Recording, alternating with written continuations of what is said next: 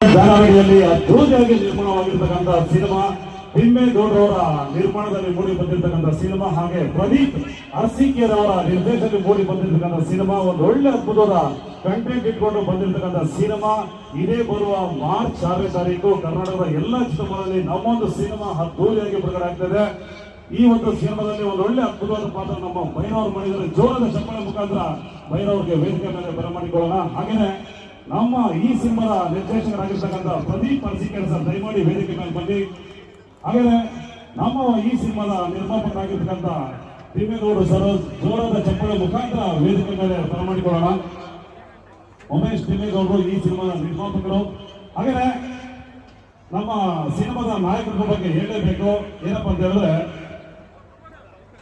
ಹಾಗೇನೆ ನಮ್ಮ ಈ ಸಿನಿಮಾದ ಇಡೀ ಸೋಷಿಯಲ್ ಮೀಡಿಯಾದ ಇನ್ಚಾರ್ಜ್ ಆಗಿರ್ತಕ್ಕಂಥವ್ರು, ಯುವಿ ಮೀಡಿಯಾದ ಸಂಸ್ಥಾಪಕರಾಗಿರ್ತಕ್ಕಂಥ ಉಮೇಶ್ ಅವರು ವೇದಿಕೆ ಮೇಲೆ ಬರಬೇಕಾಗಿ ತಮ್ಮಲ್ಲಿ ವಿನಂತಿ. ಹಾಗೇನೆ